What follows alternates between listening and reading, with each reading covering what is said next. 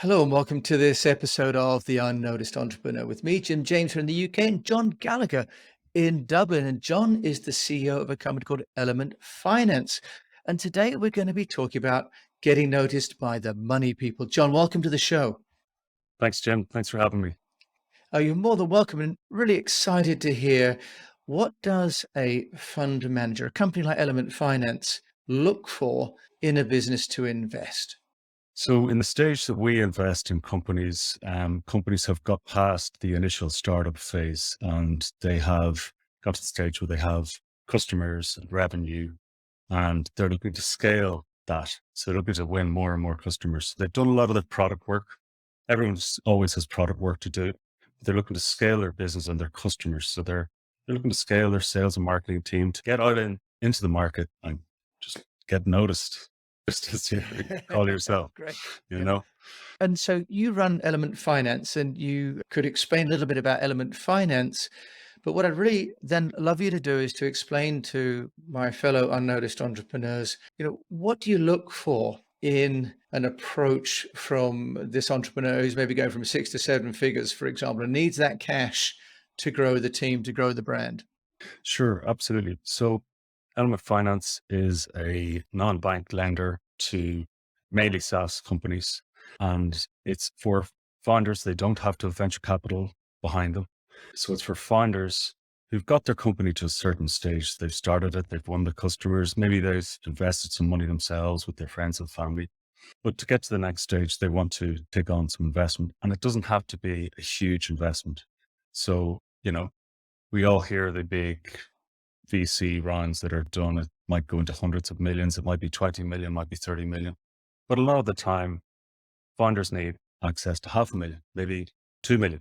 That number might grow as the company grows, but they don't need huge. So that's what we try and solve for. We try and work with founders to say, okay, well, over the next year, you probably need 500,000 to do what you do. And that maths works for us. But then we're also in the background, in a year or two, when they get to the next stage and they need another check and they've proven out their strategy to grow, then can we then back them again and provide more capital to them? Great, John. So you're providing, cash without dilution, right? And how much That's it. fund do you have available for the businesses you're investing in? So we've raised $60 million to date, and we've been around about 4 years. And we've been growing consistently. We're bootstrapped ourselves, so just like a lot of the companies that we work with, we've lived a similar story. We're growing our team and different things just like them. Yeah, I think that's really useful that as a source of funds, you also understand the journey of the entrepreneur. Let's just talk about what you look for in the approach, what works, what doesn't work from companies that have been approaching you. So what we look for in a company is that they have a product that has been out there, it's been tried and tested. They're winning more customers. The customers that they have are staying with them. So it's a sticky product. And then how are they growing that business? Like, what are their channels to market? How are they going after those customers? What geography are they in and how are they going about approaching those geographics? Is it, UK based? Is it European? Is it global? Because every business is different. And every different scenario then needs to adjust how they approach trying to get that market or get their audience. So we're looking at a lot of the finances behind that and the metrics behind that come out of it, because that's really where they see the results in their customer base, their user base, and then how they think about for every pound, euro, or dollar that they're spending into digital marketing, SEO, PR, advertising, sponsorships, conferences, they're putting dollars into those. How do they track those dollars and the return on the investment from those dollars? And some of that is very trackable and some isn't so trackable, but there should be you see a general effect in the business. And that is really the key. So if someone can take more dollars or pounds or euros and build their business further with that based on the metrics that they're seeing and tracking. And once they see something coming off of it, maybe they pull back a little bit and they try something else. It's that sort of metric driven approach is really what we like. And I have to say, I'm sure you might agree with this, that when founders are running a company, they're living and breathing the company. So, most founders are tracking everything that they can track to see where they can get the wins and where they should be spending money and where they can save money. Yeah, well, I think that most founders, though, are probably less metrics driven. Certainly, I'm guilty of that, and more, if you like, vision and sort of getting the team and getting the product out. So I'm interested that as a VC, your primary concern doesn't seem to be the problem the company is solving, but their ability to see the margin and the leverage and turn the handle. Yeah. As a VC, it sounds that that's the message you're interested in, not the market opportunity that's been seen. Do you want So to explain that more? yeah, so we operate differently from a VC. We're in the debt world. So VCs, what they do is they look for big market opportunities. Okay. So they might invest in, say it's 20 companies they invest in from a fund. They need two or three big winners that are solving big problems that are going to be global businesses. Okay. So that means that a high proportion of their companies are not going to succeed. So they need to look at the product and go, okay, this product has been brought into market in the UK, but it's solving a worldwide need and we can help explode that business into a worldwide company.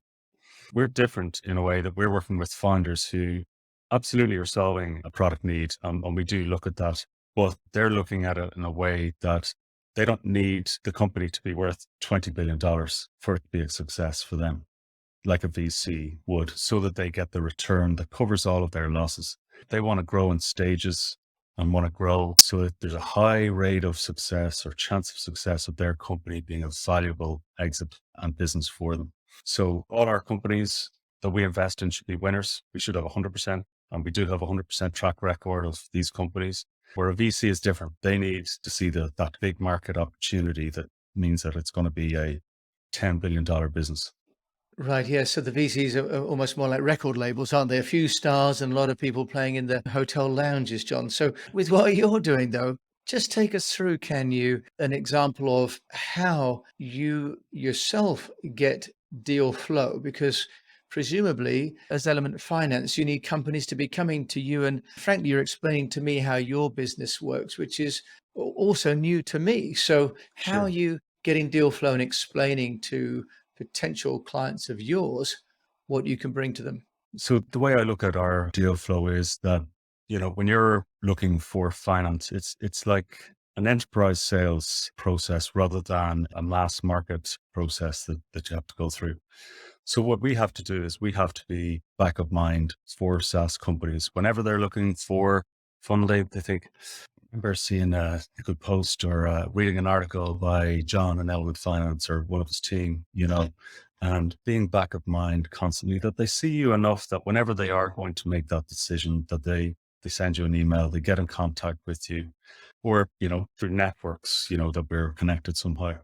So it's really being back of mind. So a lot of that is conferences, content, PR, and advertising, but then simple things like SEO, digital advertising, so that when they go and search for SaaS funding, that we come up on the first page rather than on page 4 or 5. And there's a myriad of tactics that it takes to get to the first page and get you moved up on different rankings, which I'm not the expert on, but we do a lot of work on.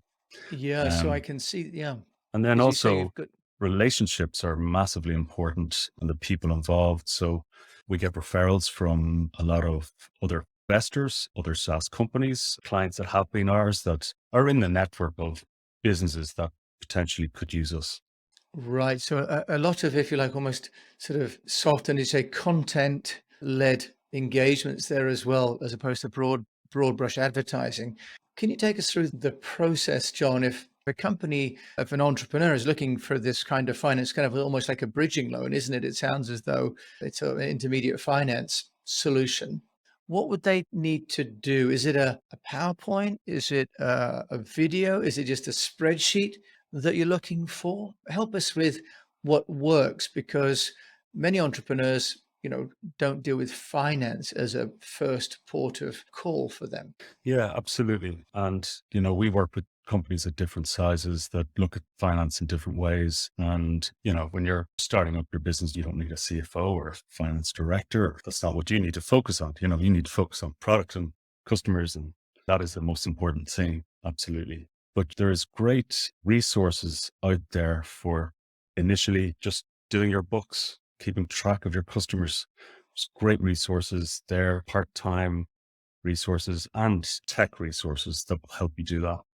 And then as you move along, there's different things like you won't need a full-time CFO or finance director, but there's lots of finance directors and CFOs that do they're called fractional CFOs, and they're a Sure. great resource. They might work with 5 or 6 different companies at one time and guide them through until they need a full-time resource. And I agree with your point. Founders are very much product-led people usually, and at the start they absolutely need to do that. But as they go and they develop their company, and they're moving from that, you know, 5 or 6 figure company into being a 7 figure company, it's trying to track the right metrics for the company. And every business is different, but trying to track the right metrics that make sense so that they can make informed decisions. And that's what we're looking for. How are they tracking their business to make informed decisions? It's not just a guess. And not everything can be tracked. And there is some personal feeling and gut feeling about what you should be doing for sure. So finances are very important for us, but we absolutely, a deck explaining your business, who you are, what your product is, what it does, and how it solves a problem for customers. And then some information about the type of customer that you work with, the number of customers, how sticky your product is. Those are the key things that investors are looking for. And John, you obviously run a team of people. If you have a deck or a pitch from a potential, I guess, a client of yours, right? So a company that borrows money, how many people are involved in that? And how many people would that entrepreneur need to convince in order to go through your process? Sure. So it usually starts off with a conversation with myself or one of my associates. We've 6 people in our business. Started off just me. So we're now 6, we're growing. And it'll start off with a conversation with one of us. Then if it's not me to start with, one of my associates, I will get involved and look to meet the founders. I'm a big believer in people and getting to know how they talk about their business.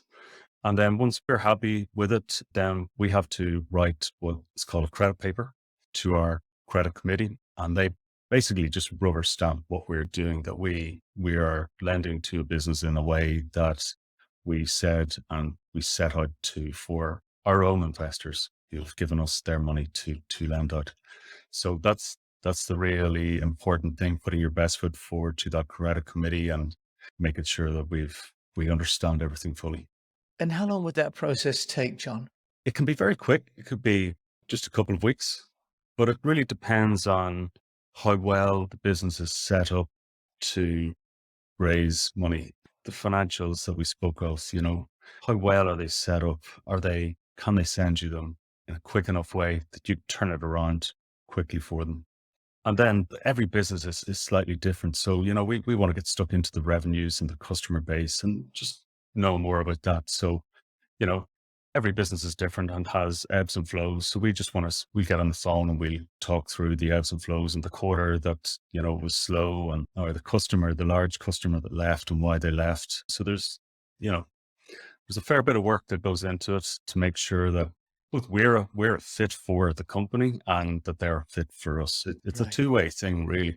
And, you know, it's something that there's two additional points I'd make there. We see companies that are going out for investment in different way and they've prepared really well. So they literally, you get a phone call with them and they share a data room with you, which is fantastic. And for the person that is looking for the investment, and this is really important for founders, that they find the right investor for them. And whether it's equity or debt, have the right investor, because especially equity, they're going to be with you all the way. Debt, you're going to have for 2, 3 years, so it's not just a few months. You're going to be talking to this person for a while and working with them. So find the right person and the right type of investment. There's a lot of short-term debt out there for SaaS companies at the moment, and we have seen it used in the wrong way. I liken it to going out and buying a car on your credit card. You can do it, but you're going to have to end up refinancing it at some stage. It's not really the right use of that credit card. So it's a very expensive way to buy a vehicle, right? So, Yeah. final question, John, where do you see the opportunities in MarTech and SaaS. Is it fair to ask you within the MarTech space where you see SaaS sort of impacting entrepreneurs' ability to get noticed? So in MarTech itself, when we've lent to a few marketing technology companies, where they get noticed really depends on a few things, who their customers are and what their product does. Are they going after SME type companies, or are they going after large enterprises? And we've had a couple of customers that have changed from that SME type customer to enterprise, and their whole sales and marketing process had to change as to how they went out and got those customers. The onboarding of those customers took a lot longer, and the whole cycle is different. So you've got to approach it in an analytical type of way that, you're trying to get in front of the right people, and you've set yourself up that, if you want Coca-Cola to be your customer, it's going to take 6 months or more to try and win them as a customer. It's not going to be a couple of weeks. Yeah, so that's a really good indication then, is about financing, that if you're going for a different kind of customer, you're going to need different sort of capital structure, aren't you, for your business? For sure. Absolutely. John Gallagher, CEO of Element Finance. If people are interested in talking with you about financing for their business, how can they find you? So you can find us at elementfinance.com. You can send us a request, and myself or one of our associates will reply, or alternatively, LinkedIn, Twitter. Great. So you're really leveraging social media. So thank you so much for giving us an insight into, if you like, the other side of the equation, because lots of people are always busy thinking about what they need to send to someone who can provide finance. And you've shared with us what people on the finance side are looking for, and really much more analytical or much more metric based than certainly I was aware. So thank you for that. Thank you, Jim. Thanks for having me on. It's been my pleasure. So thank you for listening, my fellow unnoticed entrepreneurs, to this episode of the show, talking with John Gallagher in Dublin. Of course, I'll include his details in the show notes. And until we meet again, I wish you the very best. If you like the show, please do forward it to a fellow entrepreneur, or even rate it on your player. And until we meet again, I wish you the very best.